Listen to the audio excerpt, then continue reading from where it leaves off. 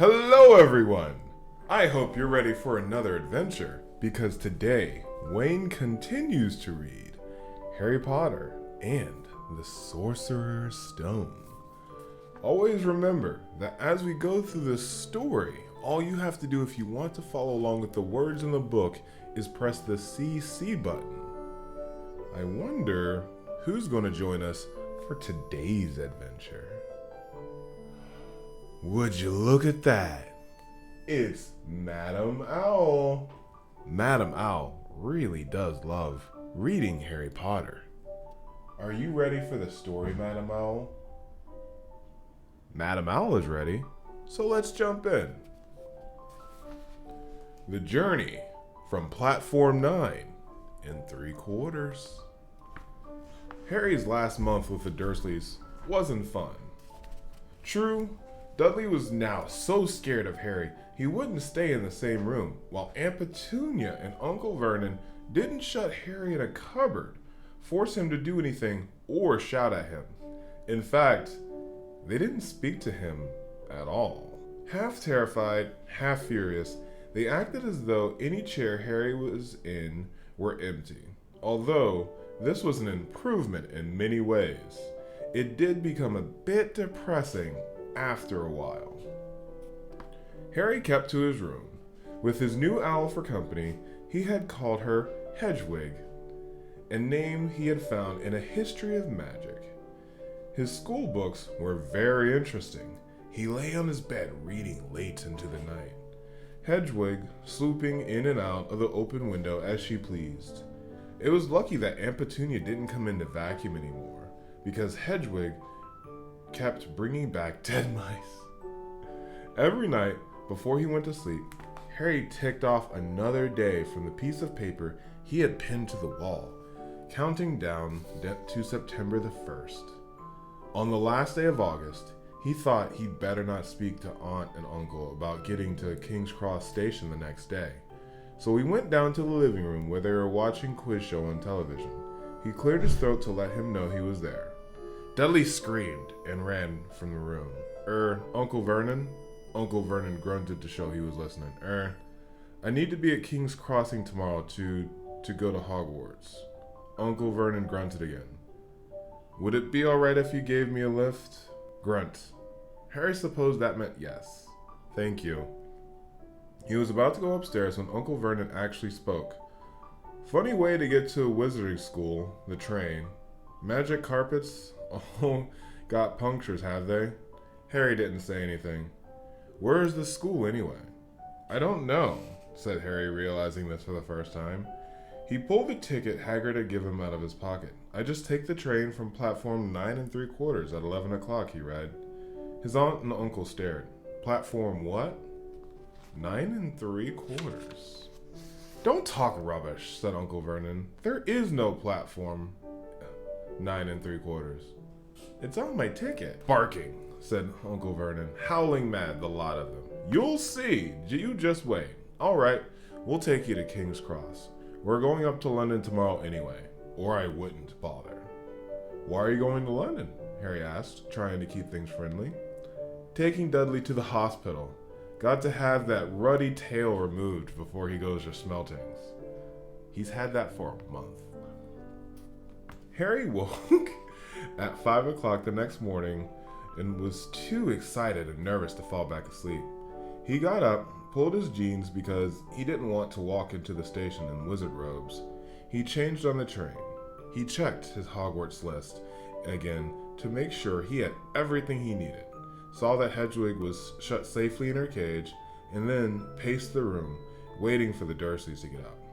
2 hours later, Harry's huge, heavy trunk had been loaded into the Dursleys' car. Aunt Petunia had talked Dudley into sitting next to Harry, and they had set off. They reached King's Cross at 10:30. Uncle Vernon dumped Harry's truck onto a cart and wheeled it into the station for him. Harry thought this was strangely kind until Uncle Vernon stopped dead, facing the platforms with a nasty grin on his face. Well, there you are, boy. Platform 9, platform 10. Your platform should be somewhere in the middle, but they don't seem to have built it yet, do they? He was quite right, of course. There was a big plastic number 9 over one platform and a big plastic number 10 next to it. And in the middle, nothing at all. "Have a good term," said Uncle Vernon with an even nastier smile. He left without another word. Harry turned and saw the Dursleys drive away. All three of them were laughing. Harry's mouth went rather dry. What on earth was he going to do? He was starting to attract a lot of funny looks because of Hedwig. He'd have to ask someone. He stopped a passing guard, but didn't dare mention platform 9 3/4. The guard had never heard of Hogwarts, and when Harry couldn't tell him what part of the country he was in, he started to get annoyed, as though Harry was being stupid on purpose. Getting desperate, Harry asked for the train that left at 11 o'clock, but the guard said there wasn't one. In the end, the guard strode away, muttering about time wasters. Harry, now trying hard not to panic, according to the large clock over the arrivals board, he had 10 minutes left to go to get on the train to Hogwarts, and he had no idea how to do it. He was stranded in the middle of a station with a trunk he could hardly lift, and a pocket full of wizard money, and a large owl. Hagrid must have forgotten to tell him something you had to do, like tapping the third brick on the left to get into Diagon Alley. He wondered if he should get out his wand and start tapping the tickets inspector between platforms 9 and 10. At that moment, a group of people passed just behind him. He caught a few words of what they were saying, packed with muggles, of course. Harry swung around. The speaker was a plump woman who was talking to 4 boys, all with flaming red hair.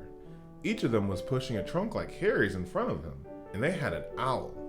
Heart hammering, Harry pushed his cart after. They stopped, and so did he, just near enough to hear what they were saying. "Now, what's the platform number?" said the boy's mother. 9 3/4, piped the small girl, also redheaded, who was holding her mother's hand. "Mom, can't I go?" "You're not old enough, Jenny. Now be quiet." "All right, Percy, you go first." What looked like the oldest boy marched towards platform 9 and 10. Harry watched carefully not to blink in case he missed it. But just as the boy reached the dividing barrier between the two platforms, a large crowd of tourists came swarming in front of him, and by the time the last backpack was cleared, the boy had vanished. "Fred, you're next," said the plump woman. "I'm not Fred, I'm George," said the boy. "Honestly, woman, you call yourself our mother. Can't you tell I'm George?" "I'm sorry, George, dear." "Only joking. I'm Fred," said the boy, and off he went. His twin called after him to hurry up. He must have done so because a second later, he was gone. But how had he done it? Now the third brother was walking briskly towards the barrier. He was almost there, and then suddenly, he wasn't anywhere. There was nothing else for it. "Excuse me," Harry said to the plump woman. "Hello, dear," she said. "First time to Hogwarts?" "Ron's too." She pointed at the last and youngest of her sons. He was tall, thin, and gangly with freckles, big hands and feet, and a long nose. "Yes," said Harry. The thing is, I don't know how to get onto the platform," she said kindly, and Harry nodded. "I like her." "Not to worry," she said. "All you have to do is walk straight at the barrier between platforms 9 and 10. Don't stop, and don't be scared, or you'll crash into it. It's very important. Best do it with a run if you're nervous. Go on, now, before Ron."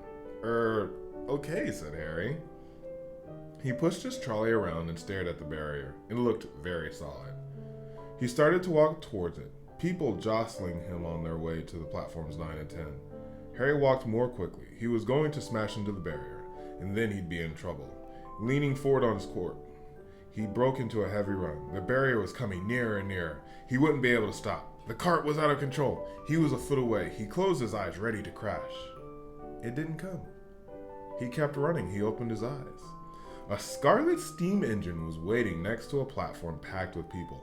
A sign overhead said Hogwarts Express. 11 o'clock. Harry looked behind him and saw an iron right archway where the barrier had been, with the words Platform 9 3/4 on it. He had done it. Smoke from the engine drifted over the heads of the chattering crowd, while cats of every color wound here and there between their legs. Owls hooted to one another in a disgruntled sort of way. over babbling and squawking of heavy trunks. The first few carriages were already packed with students, some hanging out of the window to talk to their families, some fighting over seats. Harry pushed his cart down the platform in search of an empty seat. He passed a round-faced boy who was saying, "Gran, I've lost my toad again." "Oh, Neville," he heard the old woman sigh. A boy with dreadlocks was surrounded by a small crowd. "Give us a look, Lee, go on." The boy lifted a lid of a box with his arms, and people around him shrieked and yelled as something inside poked out a long, hairy leg.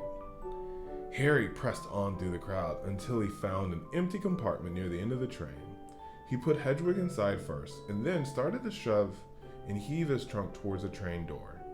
He lifted it to the steps and could hardly raise one end, and he dropped it painfully on his foot. "Want a hand?"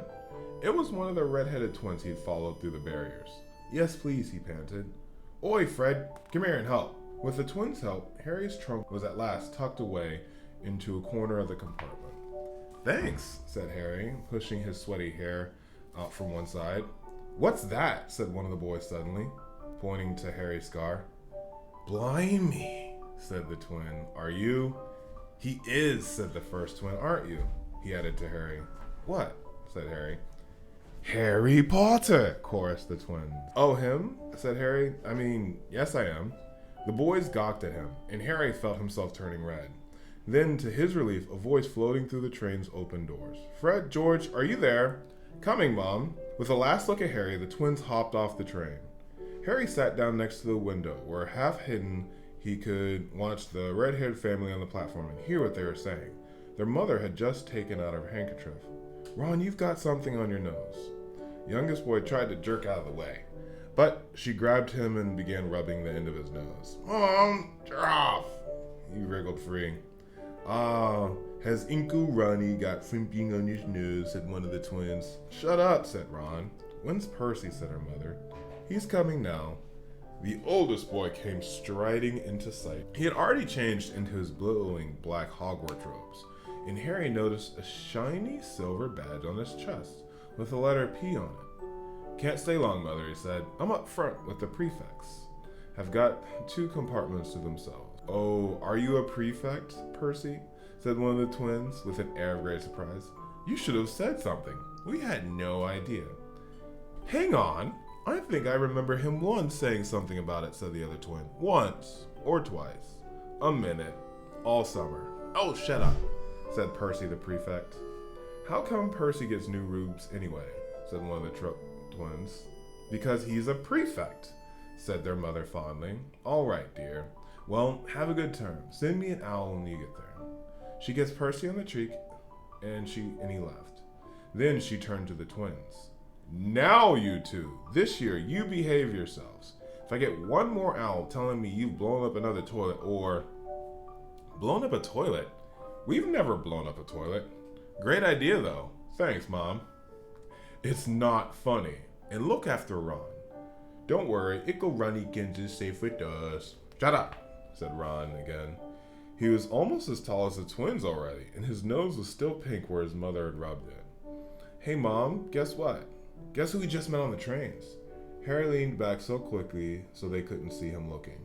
"You know the black-haired boy who was nearest at the station? Know who he is?" "Who?" "Harry Potter." Harry heard the little girl's voice. "Oh, Mom, can I go on the train to see him? Oh, Mom, please." "You've already seen him, Ginny.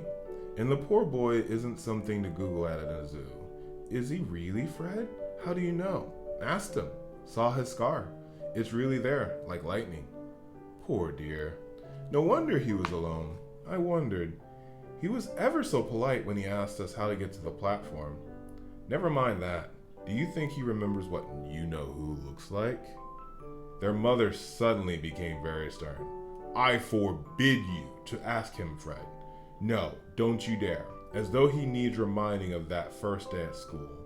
"All right, keep your hair on." A whistle sounded. "Hurry up," their mother said. The 3 boys clambered onto the train. They leaned out of the window for her to kiss them goodbye, and her youngest sister began to cry. "Don't, Ginny. We'll send you loads of owls. We'll send you a Hogwarts toilet seat, George." "Only joking, Mom." The train began to move. Harry saw the boy's mother waving, and their sister, half laughing, half crying, running to keep up with the train until it gathered too much speed and she fell back and waved. Harry watched the girl and her mother disappear as the train rounded the corner. Houses flashed past the window. Harry felt a great leap of excitement.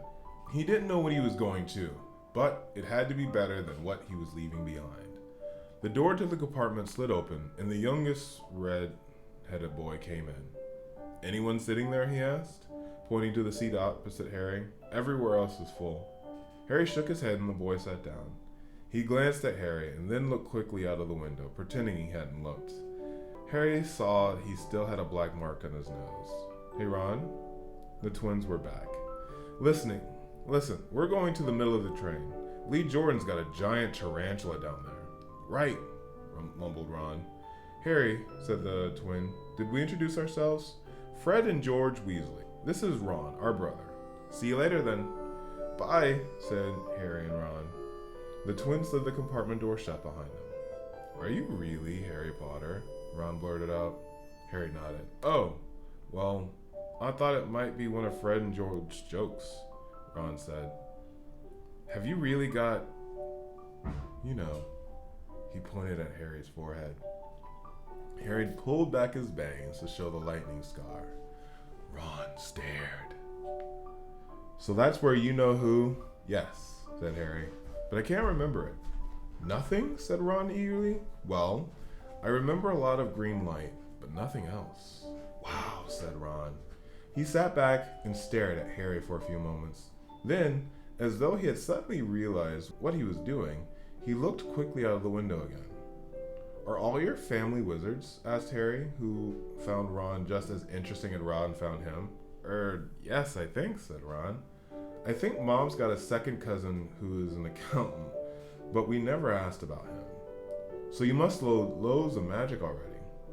The Weasleys were clearly one of those old whistling families the Pale Boy and Diagon Alley had talked about. "I heard you went to live with Muggles," said Ron. "What are they like?" "Horrible. Well, not all of them.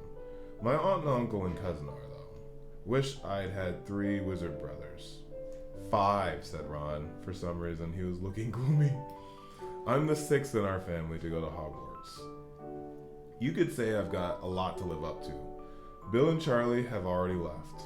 Bill was head boy and Charlie was captain of Quidditch. Now Percy's a free prefect. Fred and George mess around a lot, but they still get really good marks and everyone thinks they're really funny.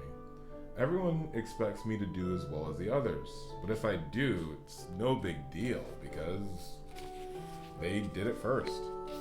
You never get anything new either, with 5 brothers. I've got Bill's old robes, Charlie's old wands, and Percy's old rat." Ron reached inside his jacket and pulled out a fat gray rat, which was asleep. "His name's Scabbards, and he's useless. He hardly ever wakes up. Percy got an owl from my dad for being a prefect, and they couldn't have... I got Scabbards instead." Ron's ears went pink. He seemed to think he said too much, because he went back to staring out the window. Harry didn't think there was anything wrong with not being able to afford an owl. After all, he'd never had any money in his life until a month ago. And he told Ron so, all about having to wear Dudley's old clothes and never getting proper birthday presents. This seemed to cheer Ron up. "And until Hagrid told me, I didn't even know anything about the wizarding world and my parents are Voldemort." Ron gasped. "What?" said Harry. "You said you know whose name," said Ron, sounding both shocked and impressed. "I'd have thought you, of all people." "I'm not trying to be brave or anything, saying the name," said Harry. "I just never knew you shouldn't. See what I mean? I've got loads to learn, I bet," he added, voicing for the first time something that had been worrying him a lot lately. "I bet I'm the worst in class." "You won't be. There's loads of people who come from the Muggle families, and they learn quick enough." While they were talking, the train carried them out of London. Now they were speeding past fields full of cows and sheep. They were quiet for a time, watching the fields and lanes flick past. Around 12:30, there was a great clattering outside in the corridor, and a smiling, dimpled woman slid back the door and said, "Anything off the cot, dears?" Harry, who hadn't had breakfast, leapt to his feet, but Ron's ears went pink and he muttered that he'd brought sandwiches. Harry went out into the corridor.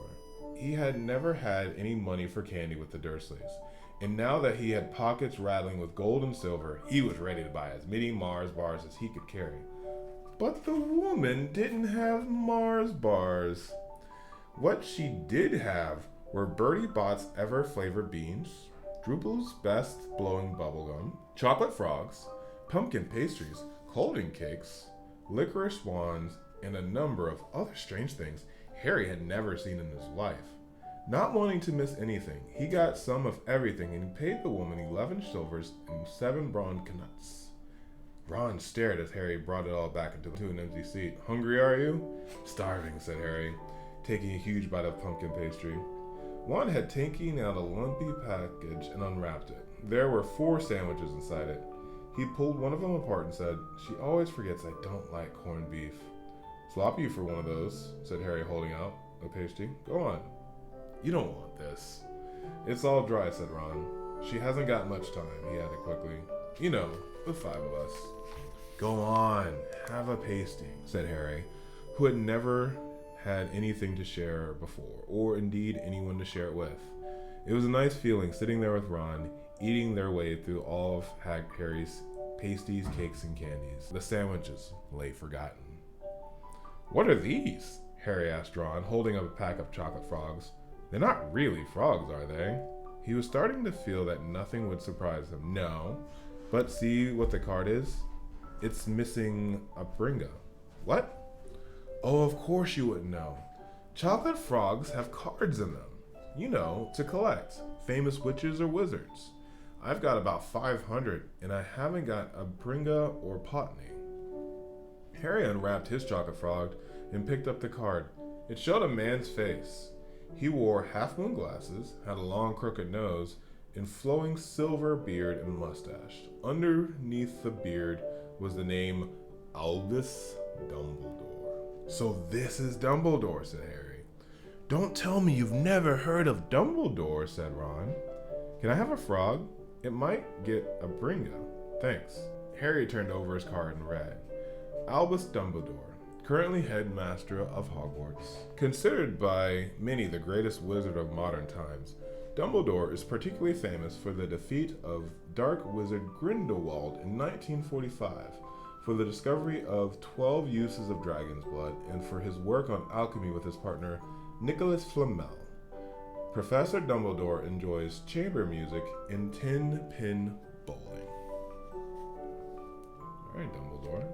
Harry turned the card back over and saw, to his astonishment, that Dumbledore's face was gone. "He's gone? Well, you can't expect him to hang around all day," said Ron. "He'll be back." "No, I've got McGorney again, and I've got about 6 of her. Do you want it? You can start collecting." Ron's eye stared straight to the pile of chocolate frogs waiting to be unwrapped. "Help yourself," said Harry. "But in, the Muggle world, people just stay put in photos." "Do they? What, they don't move at all?" Ron sounded amazed. "Weird." Harry stared as Dumbledore sidled back into the picture on his card and gave him a small smile. Ron was more interested in eating frogs than looking at famous witches and wizards cards, but Harry couldn't keep his eyes off them. Soon he had not only Dumbledore and McGonagall, but Hengist the Woodcraft, Albrecht Grunon, Circe, Passalis, and Merlin. He finally tore his eyes away from the dreadless Clondia, who was scratching her nose to open a bag of Bertie Bott's every flavor beans. "You want to be careful with those," Ron warned. "When they say every flavor, they mean every flavor. You get all the ordinary ones like chocolate and peppermint and marmalade, but then you get spinach and liver and tripe. George reckons he had a booger-flavored one once." Ron picked up a green one, looked at it carefully, and bit into the corner. "Blah! See? Sprouts." They had a good time eating every flavor beans. Harry got toast, coconut, baked beans, strawberry, curry, grass, coffee, sardine, and was even brave enough to nibble off the end of a funny gray one Ron couldn't touch, which turned out to be Pepper. The countryside, now flying past the window, was becoming wilder. The neat fields were gone. Now there were woods, twisting rivers, and dark green hills. There was a knock on the door in their compartment, and the round-faced boy Harry had passed on platform 9 3/4 came in and looked tearful. "Sorry," he said. "Have you seen my toad at all?" When they shook their heads, he wailed, "I've lost him! He keeps getting away from me." "He'll turn up," said Harry. "Yes," said the boy miserably. "Well, if you see him." He left. "Don't know why he's so bothered," said Ron. "If I brought a toad, I'd lose it as quick as I could. Mind you, I brought Scabbards, so I can't talk." The rat was still snoozing in Ron's lap. "He might have died on you, and you wouldn't know the difference," said Ron in disgust. "I tried to turn him yellow yesterday to make him more interesting, but the spell didn't work. I should show you. Look." He rummaged around in his trunk and pulled out a very battered-looking wand. It was chipped in places, and something white was glittering on the end. Unicorn's hair nearly poking out. Anyway, he had raised his wand when the compartment door slid open. The toadless boy was back, but this time he had a girl with him. She was already in her Hogwarts robes. "Has anyone seen a toad? Neville's lost one," she said. She had a bossy sort of voice, lots of bushy brown hair, and rather large teeth. "We've already told him we haven't seen her," said Ron, but the girl wasn't listening. She was looking at the wand. "Are you doing magic?" "Let's see then." She sat down. Ron looked taken aback. Well, he cleared his throat. Sunshine Daisy's buttermellow turned the stupid fat rat yellow. He waved his wand, but nothing happened. Scabbard stayed gray and fast asleep. "Are you sure that's a real spell?" said the girl. "It's not very good, is it? I've tried a few simple spells just for practice, but it's all worked for me. Nobody in my family's magic at all. It is ever such a surprise when I got my letter. But I was ever so pleased, of course. I mean, it's the very best school for witchcraft there is. I've learned all of the books by heart, of course. I just hope it will be enough. I'm Hermione Granger, by the way. Who are you?" She had said all this very fast. Harry looked at Ron, who was relieved to see by his stunned face that he hadn't learned all the course books by heart either. "I'm Ron Weasley," Ron muttered. "Harry Potter," said Harry. "Are you really?" said Hermione. "I know all about you, of course. I've got a lot of extra books for background reading, and you're in modern magical history, and the rise and fall of the dark arts, and the great wizarding events of the 20th century. "Am I?" said Harry, dazed. "Goodness, didn't you know?" "I'd have found out everything I could if it was me," said Hermione. "Do either of you know what house you'll be in? I've been asking around, and I hope I'm in Gryffindor. Sounds by far the best. I hear Dumbledore himself was in it, but I suppose Ravenclaw wouldn't be too bad. Anyway, we'd better go back and look for Neville's toad.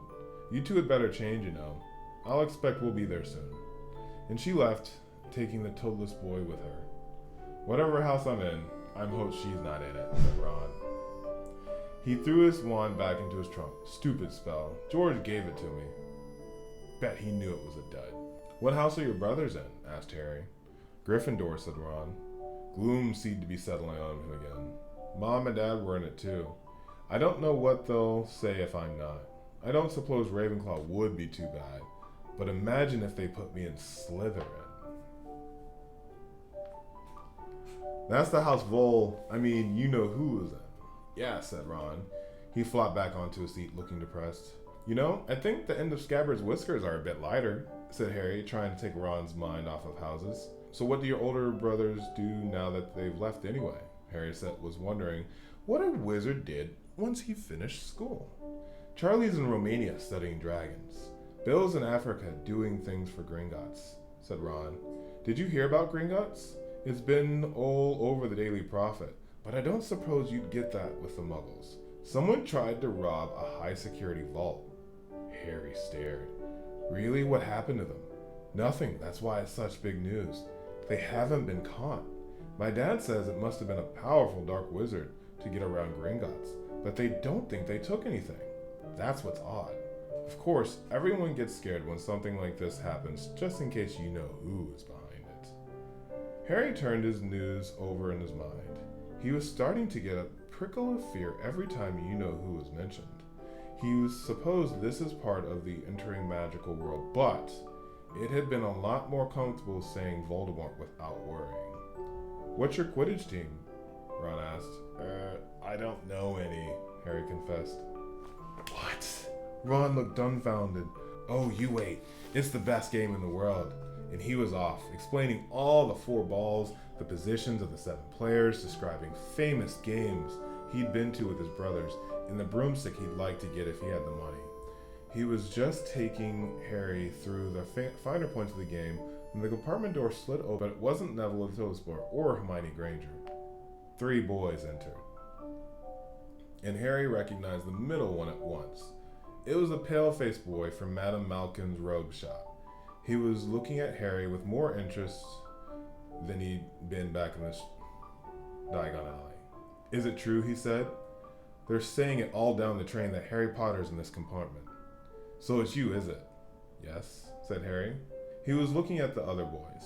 Both of them were thick-set and looked extremely mean, standing on either side of the pale boy. They looked like his bodyguards. Oh, this is Crabbe and this is Goyle, said the pale boy carelessly, noticing that Harry was looking. My name's Malfoy, Draco Malfoy. Ron gave a slight cough, which might have been a hiding snigger. Draco Malfoy looked at him. Think my name's funny, do you? No need to ask who you are. My father told me all about the Weasleys have red hair, freckles, and more children than they can afford. He turned back to Harry. You'll find out that some wizarding families are much better than others, Potter. You don't want to go making friends with the wrong sort. I can help you there. He held out his hand to shake Harry's, but Harry didn't take it.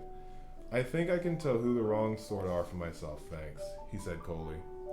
Draco Malfoy didn't go red, but a pink tinge appealed on his pale cheeks. I'd be careful if I were you, Potter, he said slowly. Unless you're a bit politer, you'll go the same way as your parents. They didn't know what was good for them either. You hang around with riffraff like the Weasleys and that Hagrid, it'll rub off on you. Both Harry and Ron stood up. Say that again, said Ron, with his face as red as his hair. Oh, you're going to fight us, are you? Malfoy sneered. Unless you get out now, said Harry, more bravely he felt, because Crabbe and Boyle were bigger than him and Ron. But we don't feel like leaving, do we, boys? We've eaten all our food, and you still seem to have some. Goyle reached towards a frog next to Ron. Ron leapt forward, but before he could touch Goyle, Goyle let out a horrible yell. Scabbards, the rat, was hanging off of his finger, sharp teeth sunk into Goyle's knuckle. Crabbe and Malfoy backed away as Goyle swung Scabbards around and round, howling, and when Scabbards finally flew off and hit the window, all 3 of them disappeared at once. Perhaps they thought there were more rats lurking around in the suites. Or perhaps they heard footsteps, because a second later, Hermione Granger came in. What has been going on, she said, looking at all the sweets over the floor, and Ron picking up Scabbards by the tail. I think he's been knocked out, Ron said to Harry. He looked closer to Scabbards. No, I don't believe it. He's gone back to sleep. And so he had. You've met Malfoy before? Harry explained their meeting in Diagon Alley. I've heard of his family, said Ron darkly. They were some of the first who came back to our side after you-know-who disappeared. Said they were bewitched. My dad doesn't believe it all. He says Malfoy's father didn't need any excuse to go over to the dark side. He turned to Hermione. Can we help you with something? You'd better hurry up and put your robes on. I've just been up at the front to ask the conductor, and he says we're nearly there.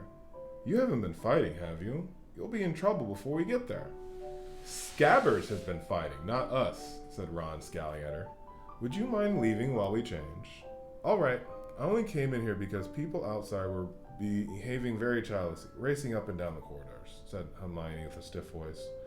And you've got some dirt on your nose, by the way, did you know? Ron glared at her before she left.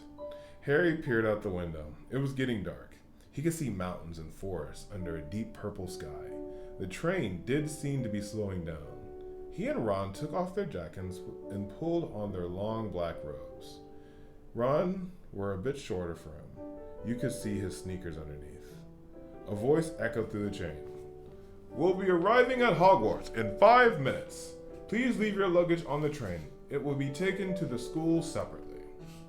Harry's stomach lurched forward with nerves, and Ron, he saw, looked pale in their freckles. They crammed their pockets with the last of the sweets and joined the crowd thronging the corridor. The train slowed down and finally stopped. People pushed their way forward toward the door and out onto the tiny dark platform. Harry shivered in the cold night air. Then a lamp came bobbing over the heads of the students, and Harry heard a familiar voice. First years over here. All right there, Harry. Hagrid's big, hairy face beamed over the sea of heads. Come on, follow me. Any more first years? Mind your step now, first years, follow me. Slipping and stumbling, they followed Hagrid down what seemed to be a steep, narrow path. It was so dark on either side of them that Harry thought there must be thick trees there. Nobody spoke. Neville, the boy who kept losing his toad, sniffed once or twice. You'll all get yours first sight of Hogwarts in a second, he called over his shoulder. Just around this bend here. There was a loud ooh. The narrow path had opened suddenly onto the edge of a great black lake, perched upon a high mountain on the other side, its windows sparkling in the starry sky, was a vast castle with many turrets and towers. No more 4 of a boat, Hagrid called, pointing to a fleet of little boats stringing the river by the shore. Harry and Ron were followed into their boat by Neville and Hermione. Everyone in, shouted Hagrid, who had a boat to himself. Right then, forward! And the little fleet of little boats moved off all at once, gliding across the lake, which was as smooth as glass. Everyone was silent, staring up at the castle overhead. It towered over them as they sailed nearer and nearer to the cliff at which it stood. Heads down, yelled Hagrid as the first boats reached the cliff. They all bent their heads, and the little boats carried them through a curtain of ivory that hid a wide opening in the cliff face. They were carried along the dark tunnel, which seemed to be taking them right underneath the castle, until they reached a kind of underground harbor, where they clambered onto the rocks and pebbles. Oi, you there! Is this your toad? Said Hagrid, who was checking the boats as people climbed off of them. Trevor! Said Neville blissfully, holding out his hands. Then they clambered up the passageway in rocks after Hagrid's lamp, coming onto the last of smooth, damp grass, light, in which the shadow of a castle. They walked up a flight of stone steps and crowded around the huge oak front door. Everyone here! You there. Still got your toad? Hagrid raised a gigantic fist and knocked 3 times on the castle door. That is an amazing place to end today's adventure. What did you think? What did you think of this journey so far, Madam Owl? I'm excited about that too. I'll see you in the next adventure. And I'll see you on the next adventure here with Wayne Reads. Thank you for joining us, and we can't wait to see you again. Bye-bye!